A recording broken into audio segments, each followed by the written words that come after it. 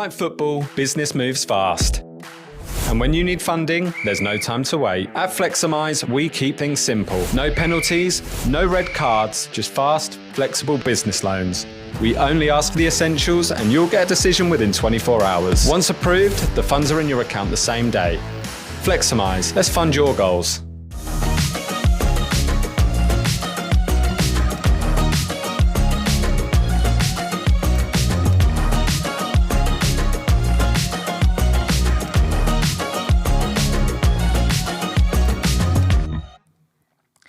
Hello and welcome back to Matchday Live, streaming on X, YouTube, Facebook and Town TV.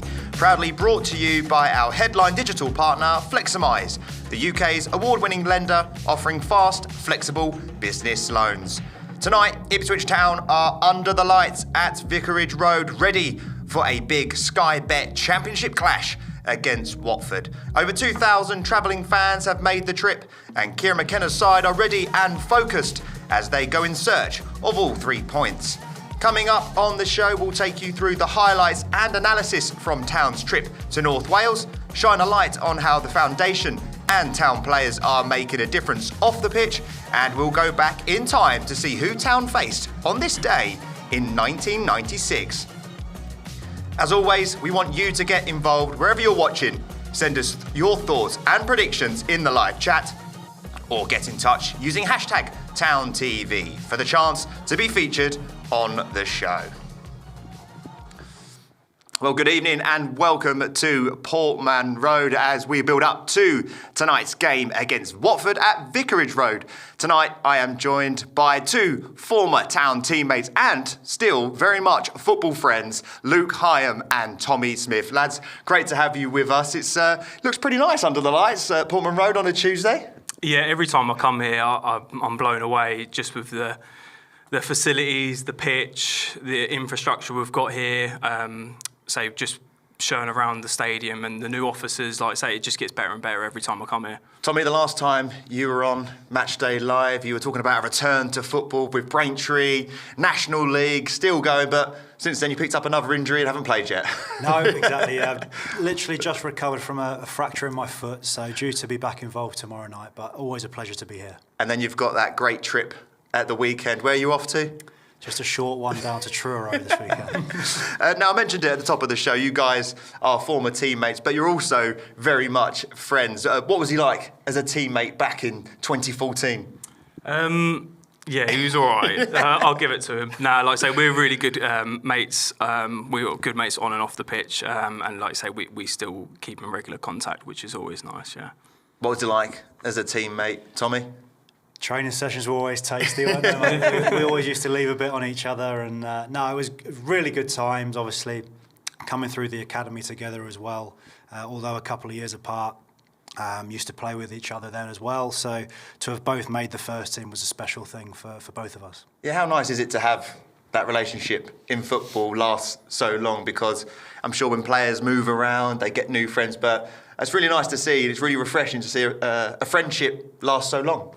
Yeah, it's always difficult, especially in football. Like I say, you have lots of comings and goings. It's very cliche, but that's what a good friendship is. Like you say, once football's finished, that we still remain in contact, and yeah, we're good friends off the pitch. Yeah, it's great to see. Right, Ipswich Town are playing Watford tonight. We're coming off the back of a couple of difficult results at Wrexham. I don't think anyone will want to be going up to the racecourse at any time soon, but an opportunity tonight, Tommy, to put things right and kick on again in the Championship. Yeah, absolutely. Obviously, before the last couple of games, the Town were on a really, really good run. And all it takes is that one result now to turn the screw again and get back on track. Obviously disappointed with the result, but there was still positive to take from that performance. And like I say, they just have to look forward now. That's done. They can't change it. Obviously, there were things that will have been worked on this week, but excited to see what performance they put in tonight. We'll get on to the highlights very shortly, but as a former professional footballer, when you come off the back of a result like that, which was a chaotic game, how quickly do you want that next game to come? So is this a good time to get the next Championship match out the way? I think when you look on both sides of the coin, when you're winning and when you're losing, you want to get back onto a winning track. especially going back-to-back defeats against Wrexham. I say it's always tough. It's a long away trip. Obviously, losing the following Saturday to them, you feel like Wrexham have got their number on Ipswich now. They're literally on their coattails as well. So it's going to be tough, but like I say, it's nice to have the game a couple of days away. And like I say, tonight is a massive, massive game. So if Watford get the victory, which we hope they don't, they're literally on their coattails as well. Yeah, there was no shortage of action at Wrexham on Saturday. Town were involved in an 8-goal contest against the Dragons at the racecourse. Here are the highlights. Help forward towards Windass. Windass with the flick on. Kiefer Moore onto it now, inside the box. Lager stay down, and Kiefer Moore has given Wrexham the early lead. A brilliant start for the home side. Here's Taylor. Adon ahead of him. Taylor approaching the penalty area on his left foot. Going to get a shot at goal here. It's spilled by Okonkwo. Drops from Mehmeti, and Mehmeti levels things for Ipswich. Moore has support from Thomason. Moore driving towards the penalty area on that left foot again, gets the shot away, and then the loose ball drops to Thomason. Moore helping get across goal, and it's headed in by Windass.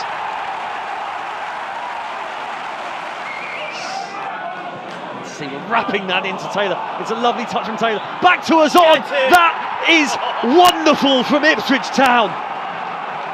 What a way to draw level again. Battling Mehmeti. Adon has it once more. Burns on the right side. Stood up by Thomason. Burns edging towards the penalty area. Mehmeti there. Loose ball might drop for Kibre. Kibre! What a start to the second half!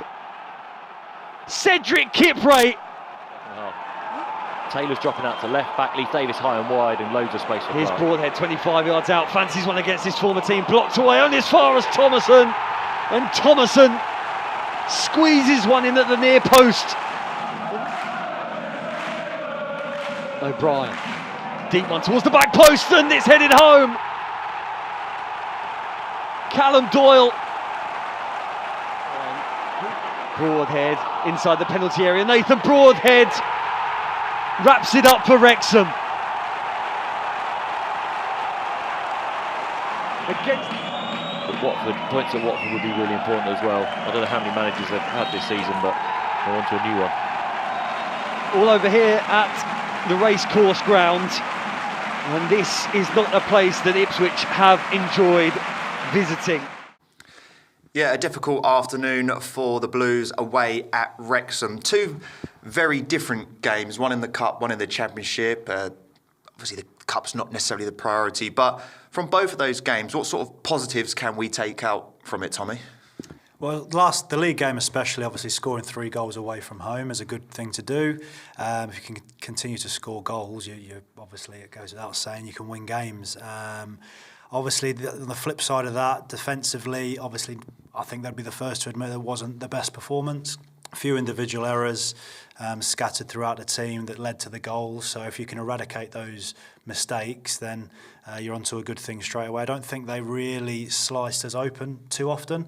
It was more those individual errors that led to the chances that they had and scored from. So if that can be addressed, there's no reason why they can't turn up tonight and get a clean sheet. They show a lot of resilience as well to go behind twice to then get the lead. And I think we all thought that at 3-2 we could, like you said, the game was quite open. They didn't really do a lot for their goals, Wrexham, but to show that resilience to come back not once but twice is some confidence that we can take from a game if we do go behind.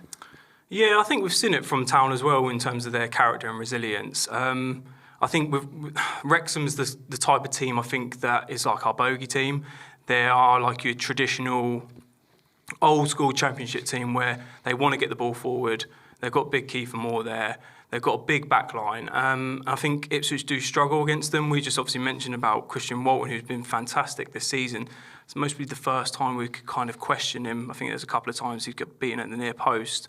But like you say, on the whole, obviously it's not nice to obviously lose back-to-back games, especially against the same team. But obviously you've got a great opportunity again tonight to bounce back. Have you guys played in a game like that where it's a basketball match, it's end to end, it's goals? Like, what are they like to play in and manage as players? Exciting, first and foremost. Do you actually enjoy them?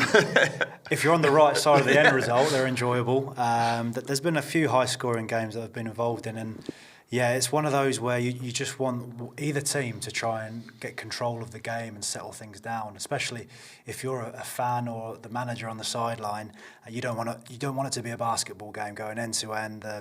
Stress levels through the roof. You want to have an element of control over the game, which is what Ipswich have been so good at for the majority of this season, and that's what they need to get back to tonight, controlling the game, controlling possession through the thirds, and being defensively solid whilst in possession, because I think a couple of times they got done on the counter probably too easily. So if they can just clear up those little things, then they'll be onto a good thing tonight. If you can't win a game, obviously they say don't lose it. When you do lose it, you look around in the table and see what the damage is. Thankfully, we saw Middlesbrough draw, we saw Millwall lose and Hull lose. I know as players, you don't look at the table. And I sort of understand now when you say one game at a time. But as fans, we can sort of, okay, the result's disappointing, but it's not too damaging to the league table. It could have been a lot worse. Yeah, like you say, you can look at the fixtures in the league table, like Ipswich could have won that game, but everyone else could have won it, and then that result doesn't seem as good. But obviously on the flip side of it, you lose the game, but then you feel like other teams around them haven't got the result they wanted. So then you say the result isn't as bad. Like I say, it swings and roundabouts. But like I say, it's always going to be difficult, especially going like away to Wrexham, back to back. But like I say, it's a great opportunity to bounce back again tonight. And the table looks different at the minute because we do have those 2 games in hand. We sort of had a brief chat off air. If we win those 2 games, starting with tonight as well, and the next game when we do eventually get to play Portsmouth away, we're in a really good spot. Let's not beat around the bush here. Like Town are having a good season, and it's not panic stations at all. But it will look different after those 2 games, won't it? Absolutely, as long as you get the points. We've said before this that you'd rather have the points on the board already, but it's in their hands to go and get those 6 points to close that gap to Middlesbrough once again. And it's an exciting season, you know. It's like you say, we're playing some really good stuff.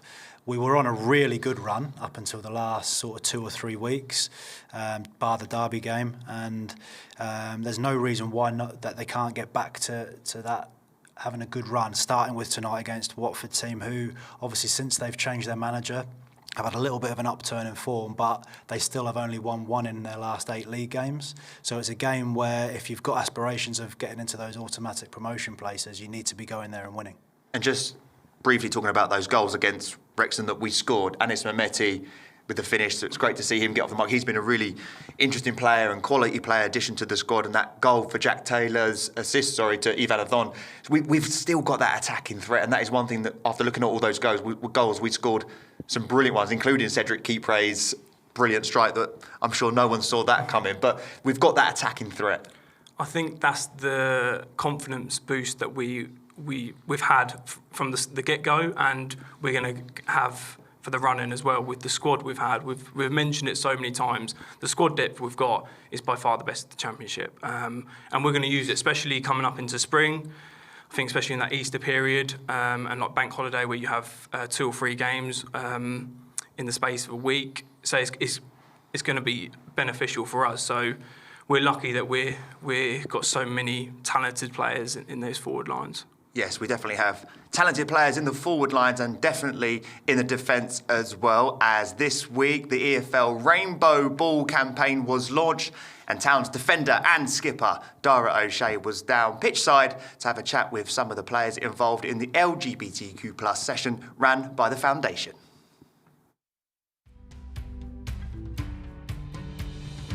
Dara, you're here at LGBTQ+ football.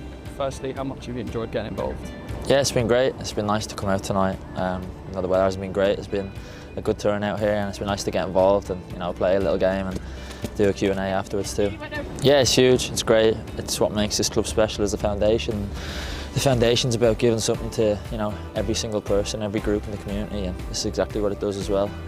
There's not many clubs that'll probably have the support that this group has here, and it's nice to see, nice to be a part of. Yeah, it's obviously a massive part of what we do at the football club as well as play football, is to get involved in the community. The community are the ones who back us week in, week out and give us the support we need to to crack on. And yeah, all the players take it very seriously. It's obviously something that you're introduced to quickly when you come into the club, and you soon become a parent of why it's so good and why it's so big, and everyone talks about it. So it's nice for us. You know, we get a lot of stuff from this ourselves, so it's great to be a part of it.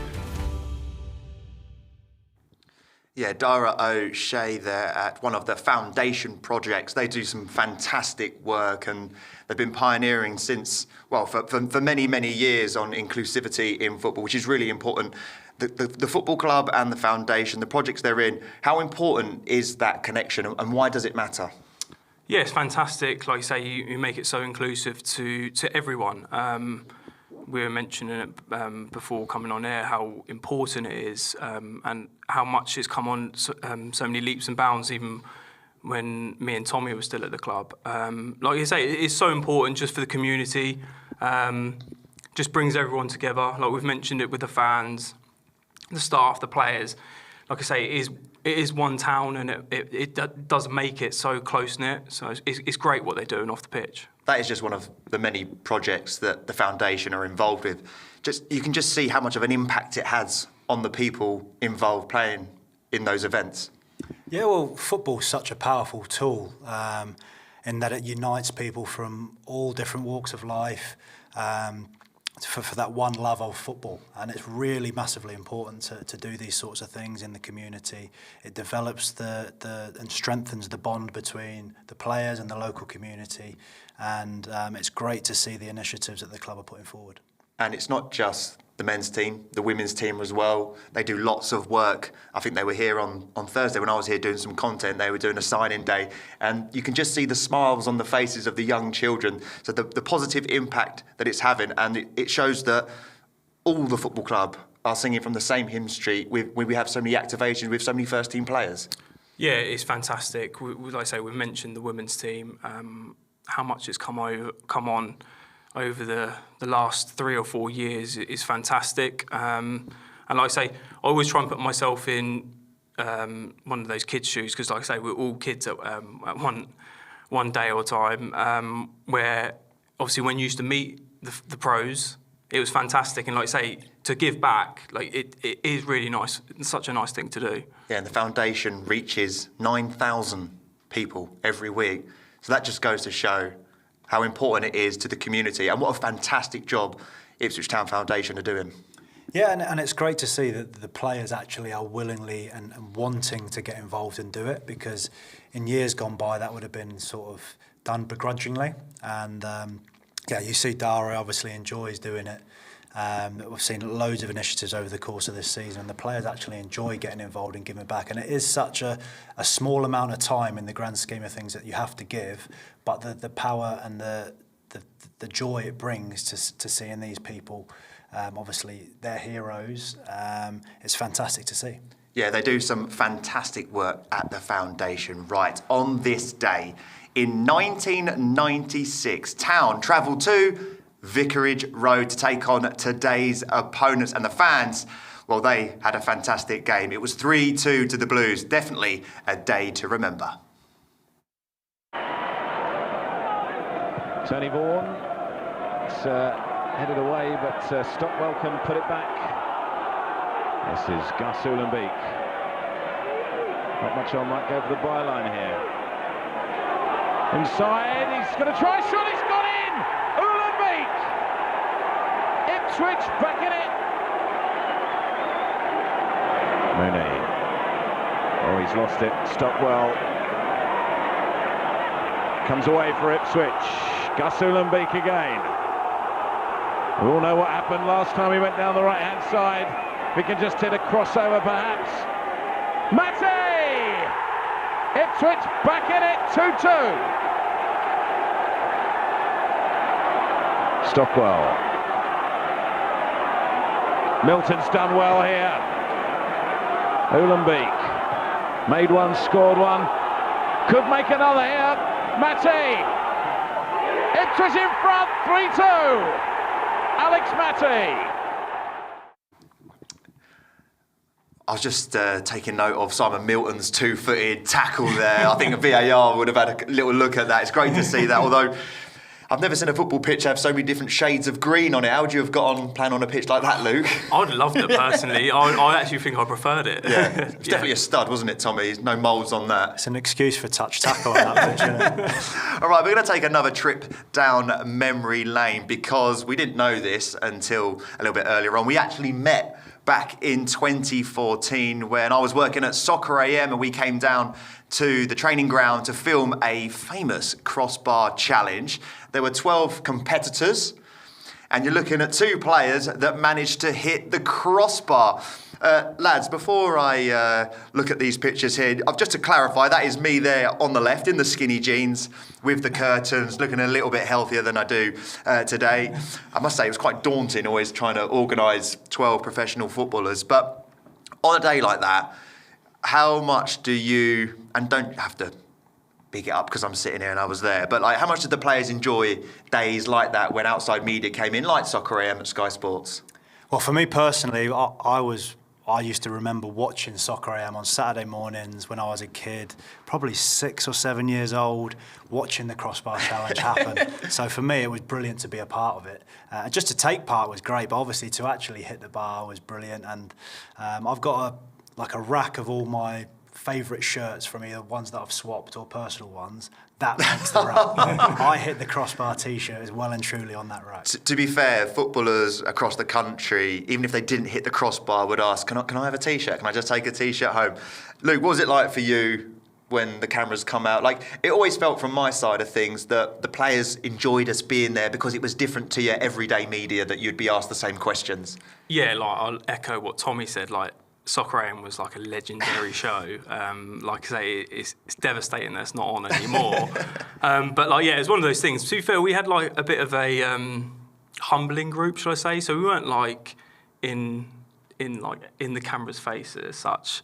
But yeah, it was great. Obviously, to be involved with the show, but then obviously, like Tommy just said, to actually hit the crossbar. And like I say, exactly the same as Tommy, I've actually still got that shirt hung up as well, which is great. Yeah, it's so good that you've both got your T-shirts.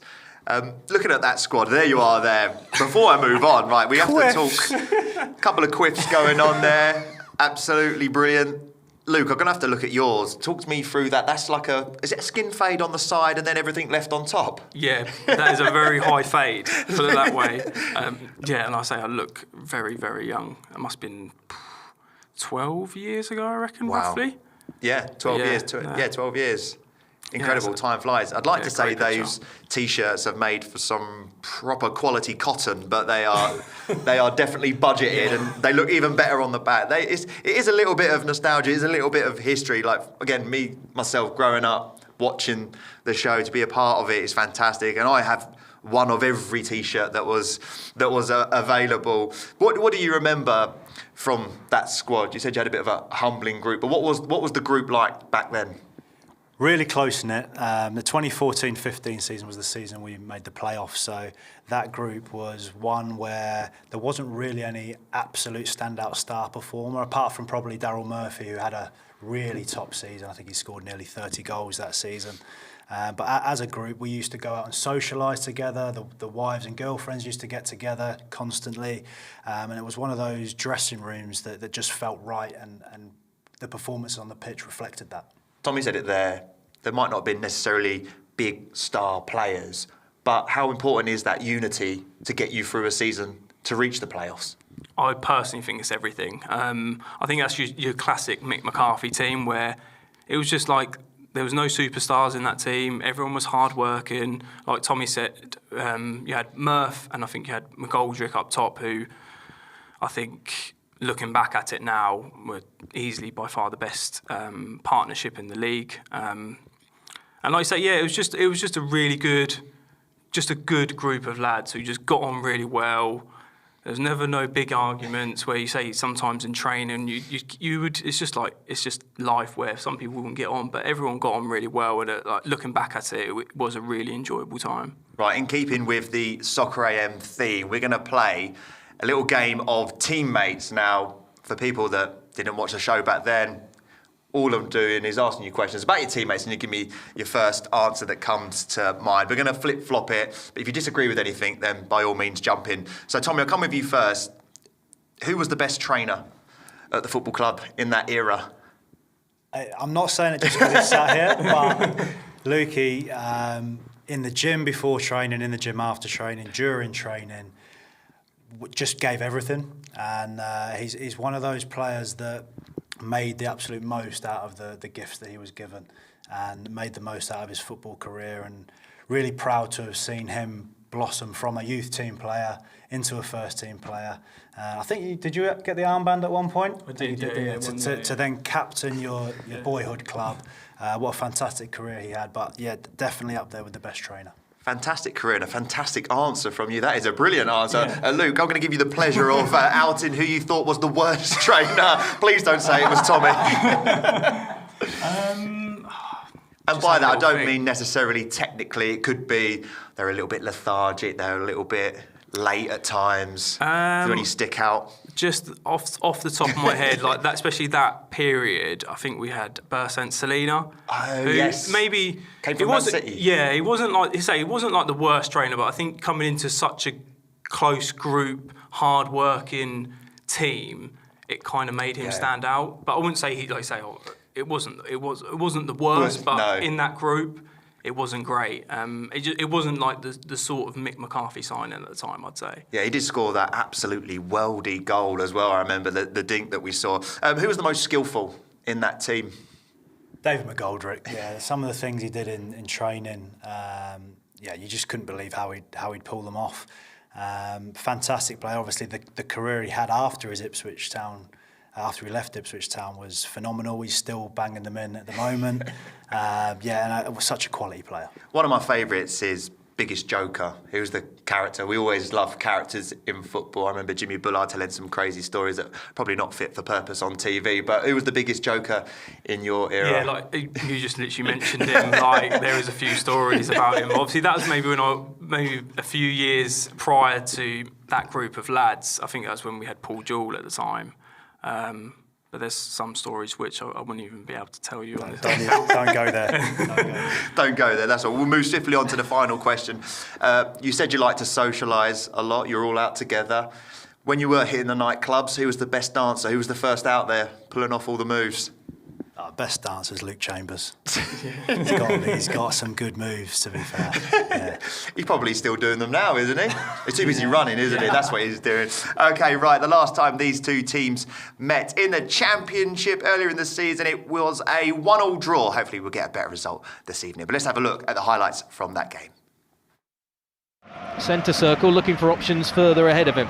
Gives it to the Dutchman Matasiwa. Gives it then inside to Cayuste. He gets a neat 1-2, moves to the top of the 18-yard box after sending it through the legs of Pollock, and then strikes one, just dragging it wide of that right-hand post. And a lovely back heel back to the left back, left side of the 18-yard box, pulled across goal. Imran Louza tucks it in from 10 yards. The halfway line. Cayuste, though, with possession, gives it wide to his fellow Scandinavian, Sindre Rally-Egli, supported on the overlap by Furlong, who sends it towards the far post.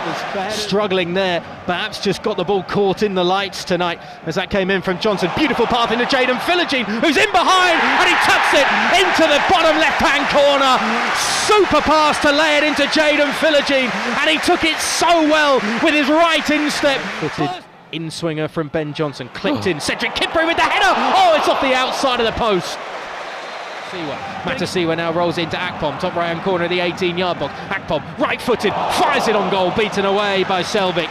And long ball over the top in the meantime, collected by Doumbia, just in line with the 18-yard box. He's allowed to cut inside, shoots, and my goodness, that had a bit of dip on it. Just shimmies away from the trouble of Vivaldo Semedo. Now Jaden Philogene moving into the penalty area from the left flank. His cross is cut out by Ngakia. He rolls it to the edge of the box instead. Kipre strikes it, and that is a centre-back's effort if ever I saw one. Then pings it back out to the left to Ben Johnson. Clark then rolls it into the feet of Jack Taylor, left side of the 18-yard box. Gets it onto the right boot, does really well to create some space for himself, and he's now into the feet of Clark, who's got space on the left sideline, and he's got in behind Marama. Now moves to the top of the 18-yard box, 3 defenders around him as he somehow finds a way through, getting down towards the byline, pulls back for a Thorn, who gets a touch onto it, script out to the right side. Rally Egli with his first time with possession in the last few moments, sends one in. Hassan with a free header from 5 yards out. Greaves feeds it back down the left for Clark once more. Looks to take on Loser and feeds it around him into Greaves, who turns his man, pulls it back for Taylor. And this is his fellow substitute, the Big Dane, as it's thrown into a area of the penalty area with 0, yet lays it off short to Jack Clark as the Moroccans now got back to do some defending. Clark sends it into the box, super header, beaten away by the goalkeeper. The penalty spot, scrapping for some space. It's in towards that far post, nodded down by O'Shea. Aston jumping at it. Nunez skies it off the left boot. Okay, we will get on to the Watford game very shortly, but we were just chatting there about old teammates, and you mentioned something about Jay Tab that was fascinating. I'm not sure if other Ipswich fans knew this, but what was Jay Tab doing after football? Yeah, well, he was really passionate about his horse racing, and he actually, once he finished football, went and actually became a jockey. That's brilliant. Amazing story, yeah, and he was such a lovely fella. Haven't come across him in a long time, but yeah, he was a great teammate as well. Yeah, great team. It seems like a great time to be an Ipswich player in your era. But let's talk about the team that are playing this evening away at Watford. 2,000 travelling fans. We're going to have some real support there this evening. So what kind of energy are you expecting to see from Kieran McKenna's side early on in the game? I'm sure he's definitely going to want his side to come swiftly out of the traps tonight. It's always different. Tuesday under the lights, London game as well. I know a lot of my friends, they try and go to the London away games, so it's going to be an interesting game. Obviously, a lot of changes. Dan Neal's first start, which is great for him. I know Wally Egley's getting a little bit of a stick at the moment, which at the same time I know obviously come in for record signing. It's tough, like I say, people have got to understand coming into a new country, new culture at such a young age is always going to take its time. Yeah, I sat here with him on Thursday for some content, and Sindra was a fantastic lad. I think, you like to say, once they come out of their shell and they adapt to everything, him and Jens together were brilliant. That will be coming soon to Town TV. How do Town turn that frustration from the game in Wrexham into a positive performance tonight? In the Premier League, you see teams get bombarded on the social media, and I imagine as players you can carry a bit of that weight, but a few murmurs, obviously a disappointment from the games. But again, how do you turn that frustration into, like I say, a positive performance? Well, you use it as motivation, you know, and like we touched on earlier, to have a game again just a few days later gives you the chance to immediately bounce back. And I'm sure Kieran will want his team to exert a lot more control on the game than they did the other day. They want to keep possession and control things that stop the opposition doing the things that they want to do. And I think that's going to be really important tonight. You know, they've got some pacey players that can be dangerous on the counter-attack, so we need to be really wary of that when we're in possession, not to give it away cheaply, because we do play quite expansively at times, and if you give it away cheaply, the spaces are going to be so open, and they've got the players to capitalise on that. So got to make sure that we're tight at the back. The manager came in, Ed Still. It surprised a lot of people in football, but what wasn't a surprise is that Watford are on their fourth manager of the season. That's 3 permanent, and even I think Mariappa had a small stint alongside. I think it was Dan Gosling. I think might have been there. How much disruption does that cause in a changing room when you do see the manager merry-go-round come in and come out? Like, it surely must, you know, every manager's got different ideations, right? So it has to be sort of a reset, factory settings on everything. Yeah, it's tough, but like we've kind of learned to get on with it with the Watford situation. But at the same time, I feel like a lot more clubs are going for a younger, unknown manager. Effectively, everyone's trying to find out that new Kieran McKenna. But at the same time, like I'll go back to it. I think Watford are kind of used to it, and that's just in their DNA where they want that short-term success. And if they need to get or sack a manager and get a new manager in, that's what they're going to do. And I think that kind of that's like I say, it's their genes, it's in their DNA of the club. Whereas obviously you go back to Ipswich and you think they want to give the manager time. It is a family club, and that's what our DNA and our gene is. Yeah, how difficult is it for Kieran McKenna and the staff to do their research on a manager that hasn't even managed in the Championship before? I don't think this is his first managerial job, isn't it? So they can't even look at the sort of style of play that he's done elsewhere. Yeah, but I think they'll probably look back at the clubs he has worked at and how those clubs have played, the style of play they implement. And I know one thing for sure, they will have left no stone left unturned. The amount of analysis that goes into it, they'd have looked into every facet of where he's been, what he's done, and they'll be well prepared, no doubt about that. You sort of expect in games in the Championship with Ipswich Town to sort of control the narrative, control the pace at times, especially at home we do it quite well. But we have had some big performances away on the road. Coventry comes to mind straight away, where we have asserted our dominance. If we can put in a performance like that, you sort of only see sort of one outcome coming, because like you say, our squad depth and everything we've got is better than theirs. Yeah, Tommy mentioned it. Obviously, Kieran likes to control the tempo, control the game. Always feel like we've struggled against teams who want to sit in a back five or two banks of four, and have like the two central, the centre forward and the number 10 just sitting off and letting the two centre halves have it. And it's hard. Like I say, people underestimate obviously breaking those back four, back five down. Whereas I feel like we've always done well against teams who want to go toe to toe with us. Like for example, the two Coventry games, we've done really well because Coventry want to come out on the front foot at the same time. But with obviously Watford being at home, new manager bounce, they're going to want to come at Ipswich at the same time. So it will make for a really interesting matchup. We spoke about the 2 games in hand, and you know, fans can look at that a little bit too much. It's okay, we've got 2 games in hand, but it's like you say, when those games are gone, they're gone, and you need to get the points on the board. So, as players, when you were playing, did you prefer to be in the chasing pack, or did you prefer the points on the board? I know even if we get the 2, we're still behind Middlesbrough, but even if that took us over Middlesbrough, you'd still like the points on the board. Did it change your mentality as players at all? Not really. Like you say, because there's still so much of the season left, there's enough time to not really be looking at the table with any sort of seriousness just now. You know, the season doesn't end next week. There's plenty of time, plenty of points to play for, and you're going to win some games, you're going to lose some games, the teams above you are going to do the same, so there's so much football left to be played that at the moment it really is just concentrate on yourselves, try and get as many points on the board as possible and see where it takes you.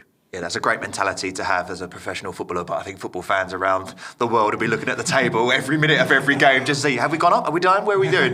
It's crazy. Right, let's have a look at the Ipswich Town lineup taking on Watford at Vicarage Road for today's game. Kieran McKenna makes 4 changes for Town's trip to Watford. Jacob Greaves comes in, Dan Neal gets his first league start, Sindra Waller-Egley and Marcelino Nunez all start as well. Wes Burns, Casey McAteer, Anis Mehmeti, Chuba Akpon and George Hurst are all options from the bench in the attacking part of the pitch. As we see Casey McAteer there signing some shirts on arrival. What do you make of the initial lineup, Tommy? 4 changes from the game against Wrexham. I presume that was expected. Anis Mehmeti comes in for a bit of a rest. He's been playing a lot of football since he's come in. But what are your thoughts overall? Yeah, well, we've touched on the strength of Town's squad, so the 4 players coming into the team don't really weaken the team at all. Obviously, each player brings their individual attributes that may be slightly different, but that starting 11 could be the starting 11 in any given game. So, like we've said, another chance for Waller-Egley to sort of put his marker down again, and another start for him. But it's an exciting game to be a part of, to bounce back after the disappointing result. And then I think you look at the bench, and if we need goals, there's goals on the bench. You know, you stay in the game away from home, and then you look at the last 20, 25 minutes with the firepower we've got to come off the bench. We could be in for a really good night. Yeah, the big news is that no Leif Davis in the squad tonight. We're still waiting on full confirmation as to why that is. But Jacob Greaves comes into a position, I presume he'll play out on the left. Might not have the same attacking prowess as Leif, but still very comfortable and very solid in that defensive role. Yeah, he came in for the Coventry game, I believe, and he was fantastic. Obviously, it's always better to have a left footer on the left side and vice versa. But obviously, it gives us that height, that bit more defensively solid as well. Because obviously we know that Leif likes to bomb on as much as possible, and that does leave as vulnerable in that space behind him. But like I say, I think whenever he's played there, he's done really well. He does like to get forward as well. Like I say, he's obviously not going to be as good on the ball as Leaf, but he does still like to bombard and get forward. But especially coming off a result where we've conceded 5 goals, I don't see it being a bad thing. Obviously, putting in a centre half at left back. Ivan Athon starts up top again. He gets the nod ahead of George Hurst. Those two have been sort of battling it out for that one position up front. He took his goal really nicely against Wrexham, and I suppose the confidence that will give him to kick on now for the remainder of the season, and obviously going into the next game. No, he's been rewarded. You've scored another goal. You're starting again on Tuesday night. Yeah, absolutely. And I think you see in his performances, he gives absolutely everything to the team, and those early stages when he first came in, he just wasn't quite sharp enough in front of goal. And now recently he started finding his feet, started finding the back of the net, and that confidence will only grow from that point on. And I think it's really good of Kieran McKenna to keep him in, because if you've got a confident striker that's scoring goals, they're like gold dust at any level of football. And if he does go on to have a really purple patch in front of goal, that could be the difference between getting promoted or not. We have definitely missed Jayden Philogene from that left-hand side. He scored the goal in the reverse fixture as well. When he does that, it's becoming the Philogene finish, isn't it? Where he cuts in and he just puts it into the bottom right or the top corner. But Jack Clarke, obviously, he's come in and performed brilliantly. And at the start of the season was probably unlucky to be on the bench a couple of times. But, Town's top goal scorer, he's obviously having a very, very good season. It shows how impactful he can be in this Town side. Yeah, first and foremost, like I say, Jack Clarke's been fantastic. I think even looking back at last season, he got a bit of stick from Town fans, but that's one thing I love to see from players where they do have a bad start at a club or they have a drop in form, but then they come good at some point. And like I say, he's going through that little purple patch. But at the same time, looking at Philogene, since he's been out of the team, it kind of coincides with maybe our drop off in form. So he's been our bit of stardust this season. I say some of the goals he's scored have been spectacular. Yeah, let's have a look at the Ipswich Town bench for this evening's game. Stacked of quality and goals should we need it. Obviously, Anis Mehmeti, I would presume, is having a little bit of a rest, but we say it every week on Matchday Live. It's a bench that if those players were starting tonight's game, we'd be like, yep, we've got a really good, strong squad tonight. Yeah, exactly. And again, it just adds to the fact that Ipswich Town have got the strongest squad in the Championship. And it can be both a blessing and a curse, because all of those players will be thinking, I want to start every game. So it's how does Kieran manage those players that aren't playing week in, week out, which is a really tough part of being a head coach these days. Great problem to have, of course, with the quality at that disposal. But it's such a strong bench. And like you say, if we do need to change the game at any point tonight, then there's certainly the players to do it. You spoke about the unity in your team in 2014, 2015. Do you see that with the Ipswich Town squad? Because we know the games come thick and fast in the Championship. Every single one of those players is going to be needed between now and the end of the season. So is it a manager's headache to keep them all happy, or do you think they all buy into what's happening here at the football club? I think everyone he's brought into the club, especially since the start of the season, like I say, we made so many new signings. It's always going to be tough at the start, and I think back end of last year, where he's kind of found his 4 or 5 certainties in the team. Like you say, you predominantly your keeper, your back four, Matasiwa. That's when it's kind of coincided with our better form of the season. But obviously, as the season goes on, lads get to know each other. The relationships build up, not just on the pitch, but off the pitch, which then obviously benefits all round. I don't think they'll be out dancing in the nightclubs too much these days. I think that's a thing of long gone. A thing of the past. That's long gone. Right. Normally we have Glenn Wheeler to talk us through the Watford lineup, but he unfortunately isn't here right now. But I can see why he's done it. Really, looking at some of the pronunciations of these Watford team players, I'm not going to try and attempt it, but we're looking at the squad. There's some names in there that you guys recognise and have seen play. Which ones stick out for you, Tommy, as the potential threats? Yeah, Nestoria Nkundo is a young Australian player that I played against a couple of years ago, actually, when he was at Adelaide, sort of making a name for himself. He's a really explosive player, again, a threat in behind, so there's someone that we need to look out for. And he's got a very good free kick on him as well, so hopefully we don't give away too many opportunities around the edge of the box. What about you, Luke? Any players on there that you fancy having a pronunciation go at? I'm just going to go with number 8 at the moment. Yeah, I've seen him a couple of times. Like you say, it's very tricky. Definitely their Philogene as such. I think Lauser as well. I believe we were linked with him in the January window. But yeah, like the other names, I don't even want to bother attempting to try and say them unless you want to go ahead. No, I'm not. One name I am going to have a go at trying to pronounce is Tom Ince, who I believe everyone knows quite well, and is obviously a senior pro at the minute. But I guess is a name and the experience they can sort of turn to on the bench should they need it. Yeah, absolutely. And I think it's vital. He's probably Watford's version of Ashley Young in our dressing room in terms of bringing that experience, that know-how. When you've got young players within the group, you need that experience. And he obviously has had a fantastic career. Can still produce, by the way. So if he does get on the pitch, he can still be very dangerous and will need to be watched. But it's vital for every team to have players like that in their ranks. Well, one Ipswich Town player that I should have no problem pronouncing is Dan Neal. He's been speaking to Town TV's Howard Bloom ahead of today's game. Dan, a quick turnaround for this one. How are you feeling for it?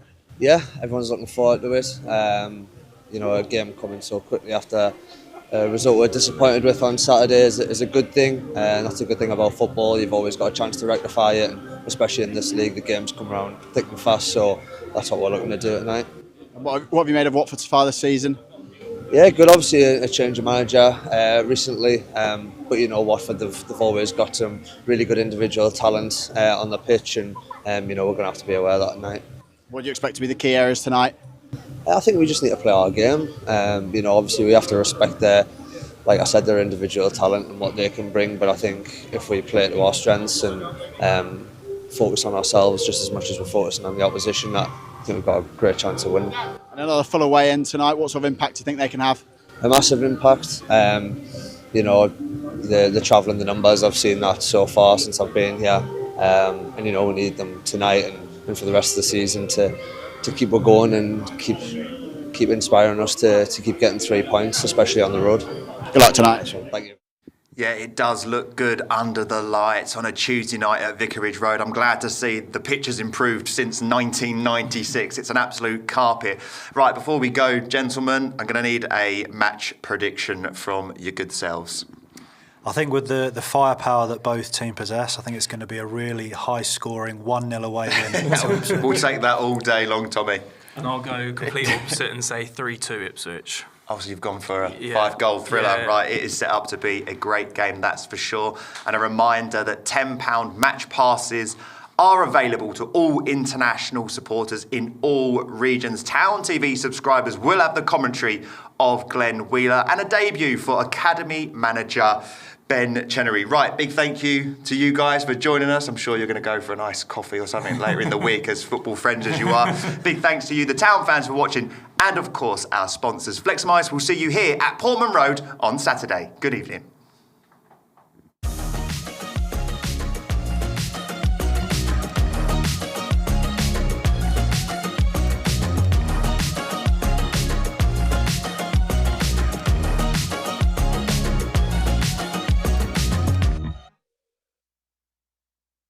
Just like football, business moves fast. And when you need funding, there's no time to wait. At Fleximize, we keep things simple. No penalties, no red cards, just fast, flexible business loans. We only ask for the essentials and you'll get a decision within 24 hours. Once approved, the funds are in your account the same day. Fleximize, let's fund your goals. The Tractor Girls are back in town.